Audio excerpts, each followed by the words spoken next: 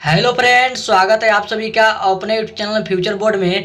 तो दोस्तों, आज की इस वीडियो में मैं बताने वाला हूं क्लास 12 के लिए हिंदी का काफ़ी इंपॉर्टेंट प्रश्न जो हर साल बोर्ड एग्जाम में पूछे जाते हैं। तो इस वीडियो को शुरू से अंत तक देखिएगा। इस वीडियो को कहीं से स्किप मत कीजिएगा और इस चैनल पर नए हैं तो चैनल को सब्सक्राइब कीजिएगा और वीडियो को लाइक जरूर कीजिएगा। तो चलिए स्टार्ट करते हैं आज का वीडियो। तो दोस्तों, यहाँ पे आपका पहला नंबर प्रश्न है, मालती का पति क्या है। आपका क्वेश्चन है, मालती का पति क्या है, बताइए कमेंट करके। क्या है, याद रखिएगा, मालती का पति क्या है तो डॉक्टर है। क्या है तो डॉक्टर है। यहाँ पे आपका ए ऑप्शन राइट आंसर होगा। याद रखिएगा, ये भी क्वेश्चन बहुत ज्यादा इंपॉर्टेंट है, हर साल बोर्ड एग्जाम में पूछे जाते हैं। आगे बढ़ते हैं अगले प्रश्न को। तो दोस्तों, यहाँ पे आपका अगला नंबर प्रश्न है, बाल कृष्ण भट्ट का जन्म कब हुआ था। आपका क्वेश्चन है, बाल कृष्ण भट्ट का जन्म कब हुआ था। तो याद रखिएगा, कब हुआ था तो 23 जून 1844 ईस्वी को हुआ था। कब हुआ था तो 23 जून 1844 ईस्वी को हुआ था बाल कृष्ण भट्ट का जन्म। आगे बढ़ते हैं अगले प्रश्न को। तो दोस्तों, यहाँ पे आपका अगला नंबर प्रश्न है, गुलेरी जी ने, आपका क्वेश्चन है, गुलेरी जी ने कुल कितनी कहानियां लिखी। आपका क्वेश्चन है, गुलेरी जी ने कुल कितनी कहानियां लिखी है, बताइए कमेंट करके कितनी कहानियां लिखी है। तो याद रखिएगा, 3 कहानियां लिखी है।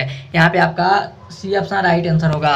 आगे बढ़ते हैं अगला प्रश्न को। तो दोस्तों, यहाँ पे आपका अगला प्रश्न है, बातचीत शीर्षक निबंध के निबंधकार कौन है। आपका क्वेश्चन है, बातचीत शीर्षक निबंध के निबंधकार कौन है, बताइए कमेंट करके कौन है। तो बालकृष्ण भट्ट है। कौन है तो बालकृष्ण भट्ट है। यहाँ पे आपका डी ऑप्शन राइट आंसर होगा। चलिए अगले प्रश्न को चलते हैं। तो दोस्तों, यहाँ पे आपका अगला नंबर प्रश्न है, आपका क्वेश्चन है, निम्नलिखित में से कौन सी रचना बालकृष्ण भट्ट की है। आपका क्वेश्चन है, निम्नलिखित में कौन सी रचना बालकृष्ण भट्ट की है, बताइए कमेंट करके कौन सी है। तो याद रखिएगा, इनमें से सभी है। कौन है तो इनमें से सभी है। यहाँ पे आपका डी ऑप्शन राइट आंसर होगा। चलिए अगले प्रश्न को चलते हैं।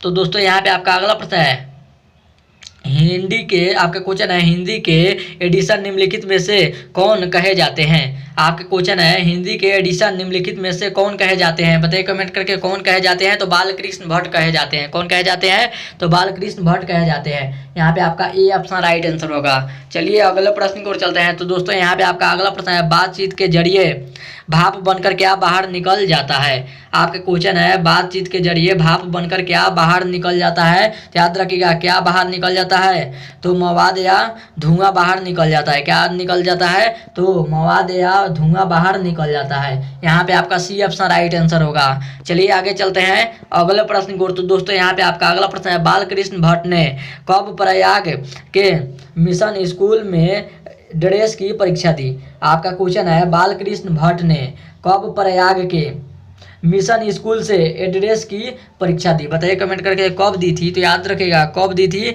तो 1867 ईस्वी को दी थी। कब दी थी तो 1867 ईस्वी को दी थी। यहाँ पे आपका सी ऑप्शन राइट आंसर होगा।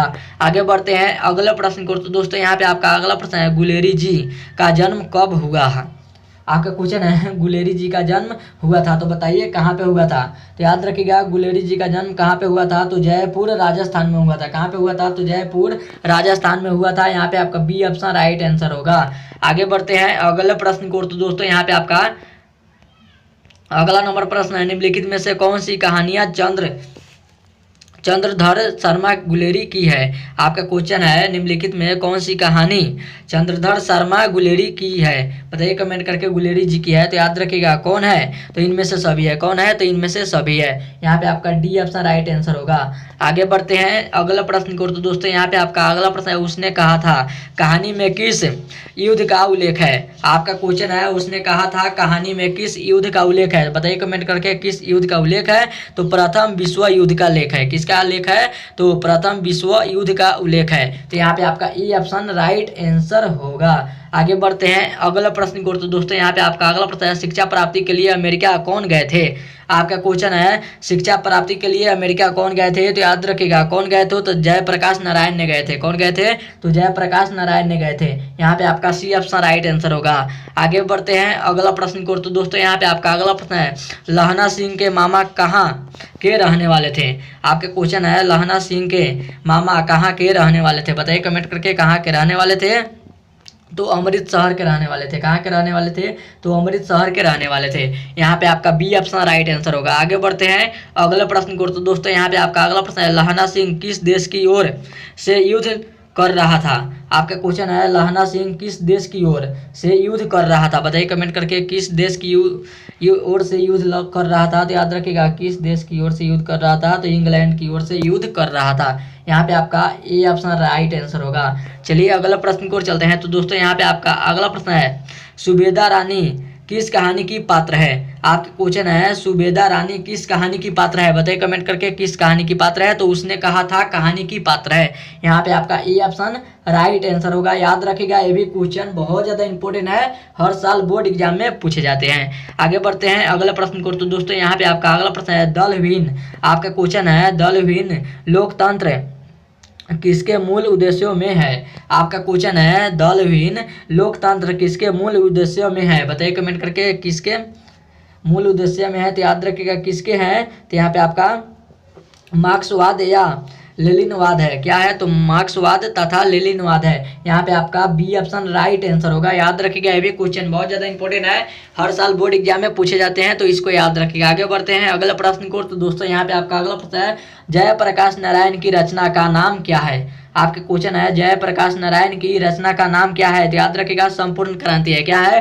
तो संपूर्ण क्रांति है। यहाँ पे आपका बी ऑप्शन राइट आंसर होगा। चलिए अगला प्रश्न को चलते हैं। तो दोस्तों यहाँ पे आपका अगला प्रश्न है, हिंदी में आपका क्वेश्चन है बिहार में हिंदी की अपवर्तनांक। आपका क्वेश्चन है बिहार में हिंदी की वर्तमान स्थिति विषय पर लेख के लिए किसने सर्वोच्च पुरस्कार प्राप्त किया? आपका क्वेश्चन है बिहार में हिंदी की वर्तमान स्थिति विषय पर लेख के लिए किसने सर्वोच्च पुरस्कार प्राप्त किया? बताइए कमेंट करके, किसने किया था? तो जयप्रकाश नारायण ने किया था। किसने किया था? तो जयप्रकाश नारायण ने किया था।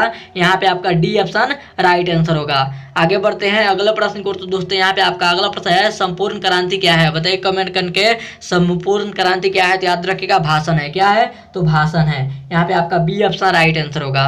आगे बढ़ते हैं अगला प्रश्न को। तो दोस्तों यहाँ पे आपका अगला नंबर प्रश्न है, किसने कहा था अभी न जाने?